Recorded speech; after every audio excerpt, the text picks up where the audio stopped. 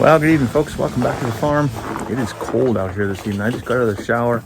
I'm in my pajamas. I'm about to head over to the shop to get some ground pork. Whew, that was a brisk walk. Anyway, so recently, like yesterday, started a new thing on the channel. It's not really a new thing. It's I made it a formal thing. I do a lot of cooking. And I've always liked cooking. I really always have liked cooking. And I don't really ever follow any recipes. I just throw a bunch of stuff together. Somehow, fortunately enough, most of the time it tastes pretty good. So I thought, well, why not? We can make this a segment on the channel. I'm still going to do all the regular homesteading stuff I do. This just might be an additional video that I can make maybe on the cold days, like today when it's minus 32. I don't really want to go outside. I guess not today, tonight. Today, I'm prepping for tomorrow. Tomorrow morning, I want to make sausage patties for breakfast to go in with an egg and cheese in a bagel. So part of the Farmivore thing, the whole theory, is that I'm going to eat food that I raise right here on the farm or grow here right on the farm. If I can't do that, next best option, get it from a local farm somewhere nearby. Can't do that, of course, with every ingredient. Not too many folks around here make cheese, right? But I did raise, how many pigs did we have here this year? Lots. Anyways, we kept a couple back for ourselves.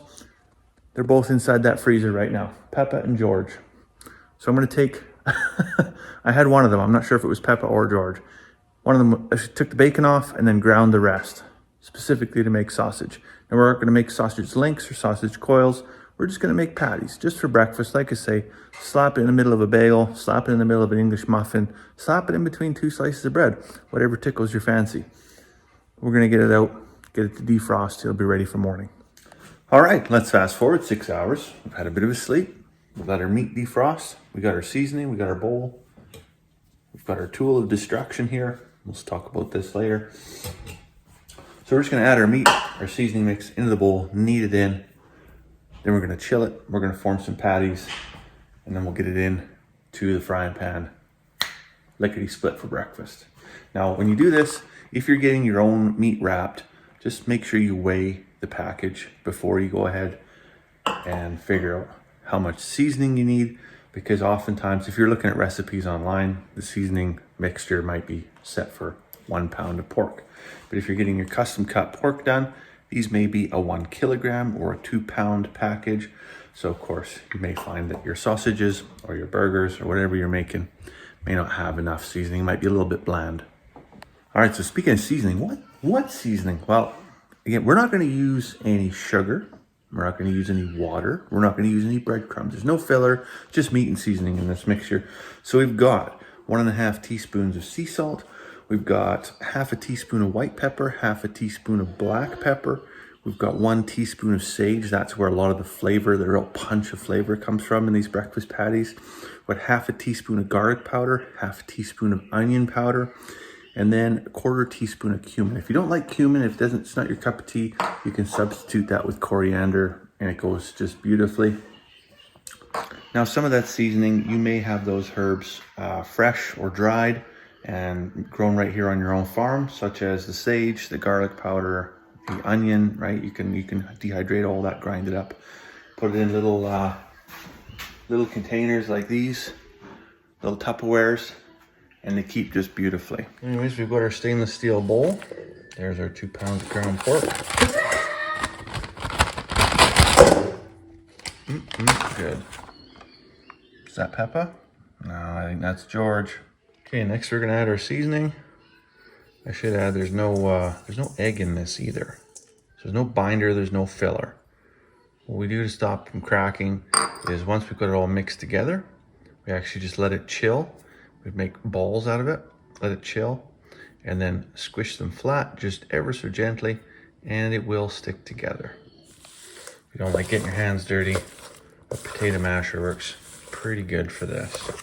You can also use a hand mixer if you want, but I find the potato masher simulates the kneading effect as closely as any other tool.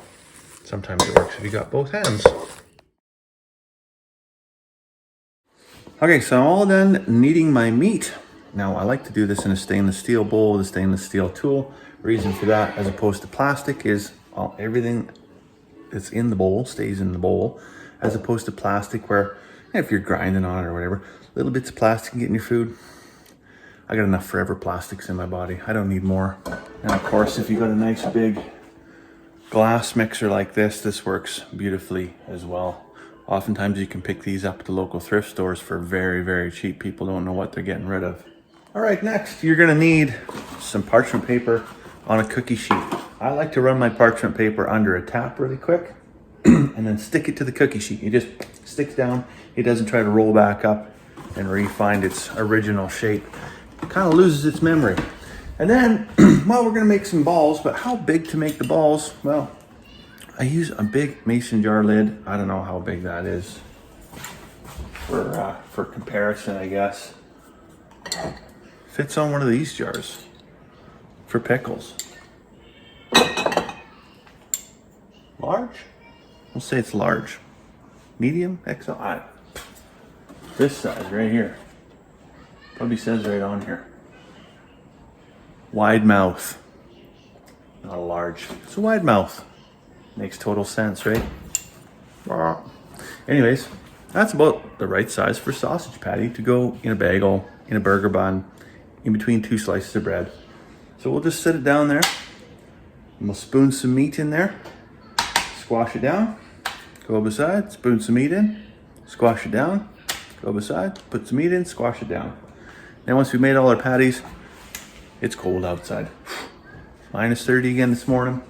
We're gonna chuck it out there to chill for a little bit and then we'll bring it back in and get it on the stove. So we got a couple made here. I just wanted to show you how they look when they come out of the mason jar lid. I say just about doggone perfect. Okay, so we've got our tray of 6 made.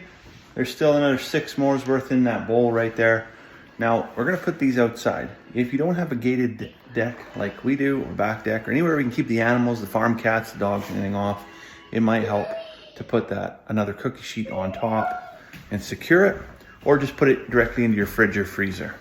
I like to use the tools available to me through nature. So I'm gonna set it right here on the barbecue. Let it chill, not long enough for the, the wild critters to pick up the scent, just long enough for it to chill. So probably 5 to 7 minutes is probably long enough. All I really want there is for it to start to stiffen up.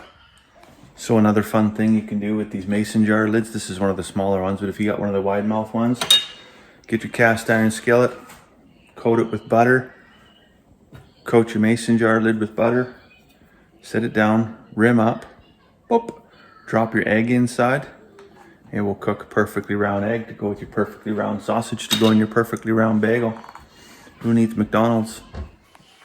Okay, so we're gonna preheat the cast iron pan on the gas stove, get it 5, and we're gonna get it quite hot. Like not smoking hot, but hot enough that when that pork sausage patty hits there, it's gonna go tss, it's gonna make that noise. I don't know what temperature that is. It's tss, somewhere there between Celsius and Fahrenheit. You'll figure it out. Today might be the last day for Bailey's and coffee. Coffee and Bailey's.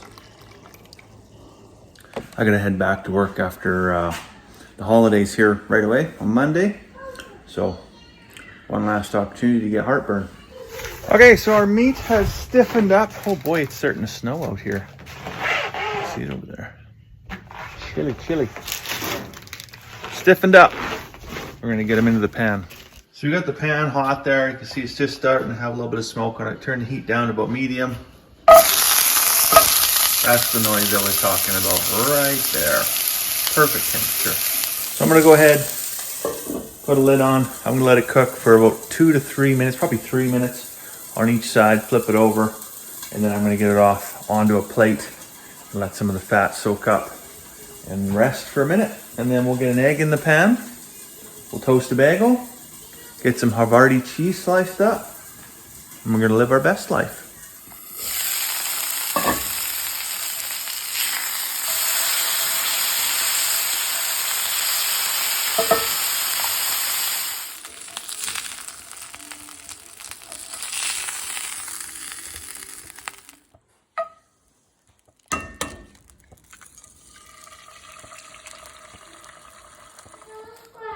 There you go. Just perfect. Okay, so that's breakfast. If you think that might be worth trying, give it a shot. Let me know how you make out in the comments. For now, I hope you have a wonderful day. We'll see you tomorrow.